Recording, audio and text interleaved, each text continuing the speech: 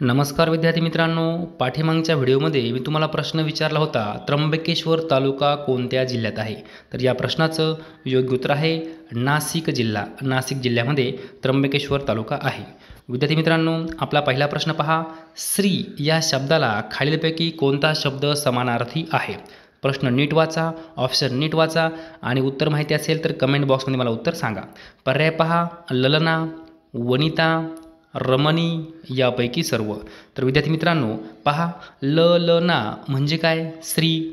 वनिता म्हणजे काय? स्त्री. रमणी म्हणजे काय? स्त्री. आणि मग या ठिकाणी आपलं योग्य उत्तर काय असणार आहे? योग्य उत्तर आहे यापैकी सर्व. लक्षात ठेवायचं आहे, स्त्री म्हणजे ललना, स्त्री म्हणजे वनिता आणि स्त्री म्हणजे रमणी. तीनही पर्याय स्त्री या शब्दाला समानार्थी आहे. पुढील प्रश्न पहा. कोणत्या देशाच्या घटनेत सर्वप्रथम प्रास्ताविका देण्यात आली? हा प्रश्न परीक्षेमध्ये विचारला गेला आहे, महत्त्वपूर्ण आहे. पर्याय पहा, भारत, चीन, ऑस्ट्रेलिया, अमेरिका. तर या ठिकाणी योग्य उत्तर आहे अमेरिका. या देशाच्या घटनेत सर्वप्रथम प्रास्ताविका देण्यात आली.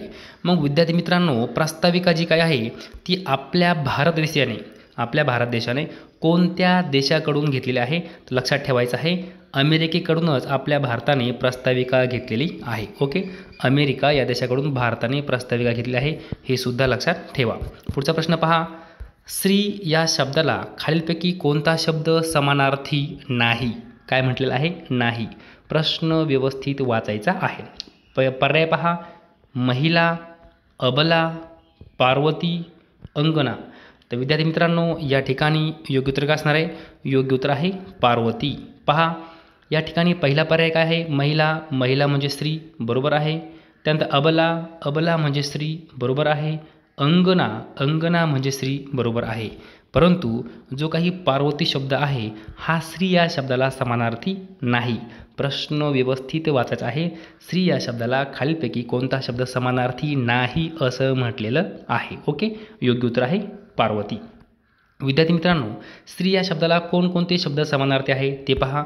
ललना म्हणजे काय? स्त्री. अबला म्हणजे काय? स्त्री.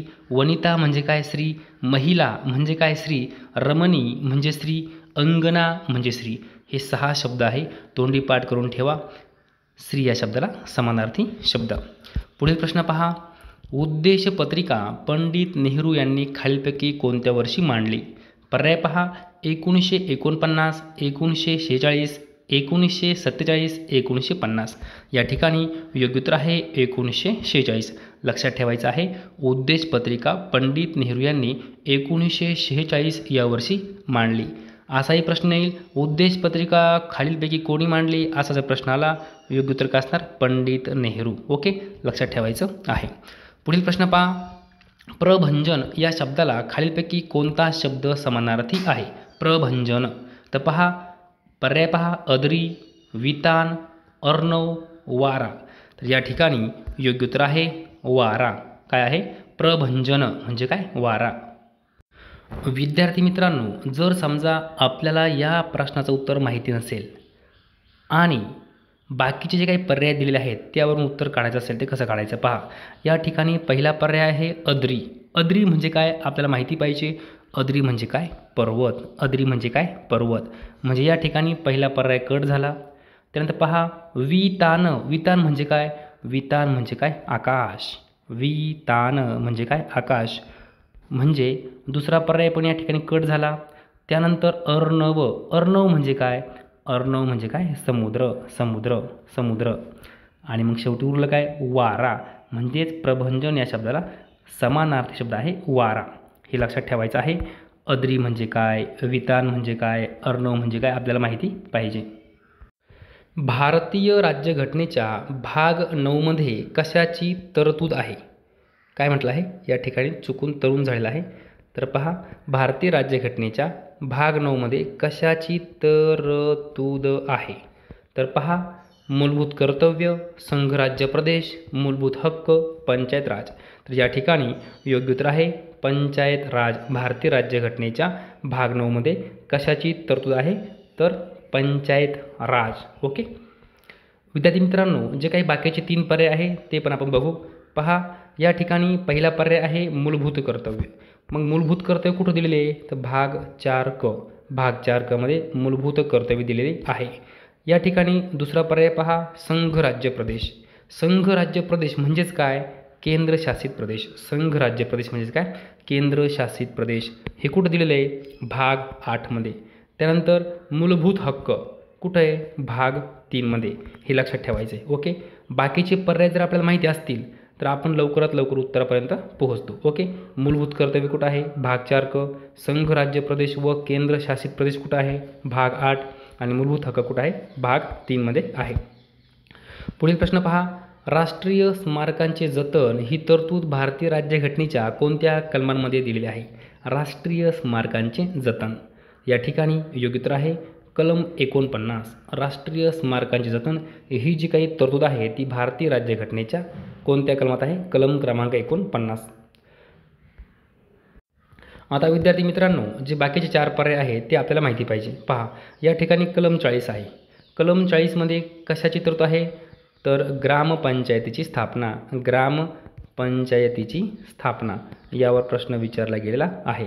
ग्रामपंचायती स्थापना जर म्हटलं तर कलम क्रमांक 40. इथं 51 काय आहे, 51 आहे मूलभूत कर्तव्य. 51 काय आहे मूलभूत कर्तव्य. आणि या ठिकाणी कलम क्रमांक 61 आहे, काय आहे महाभियोग. कलम क्रमांक 61 महाभियोग. जर बाकीचे 3 पर्याय आपल्याला माहिती असतील तर मग उरलं काय कलम 49. तेच आपलं उत्तर असणार आहे राष्ट्रीय स्मारकांचे जतन. पुढील प्रश्न पहा, जो विकारी शब्द नामाची व्याप्ती मर्यादित करतो त्याला काय म्हणतात. जो विकारी शब्द नामाची व्याप्ती मर्यादित करतो त्याला काय म्हणतात. पर्याय पहा, सर्वनाम, क्रियापद, क्रियाविशेषण, विशेषण.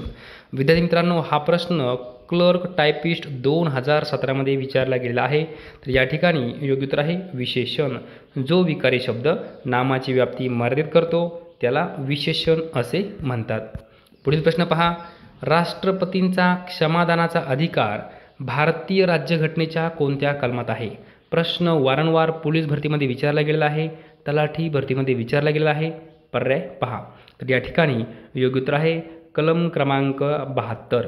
राष्ट्रपतींचा क्षमादानाचा अधिकार हा भारतीय राज्यघटनेच्या कोणत्या कलमात आहे, कलम क्रमांक 72.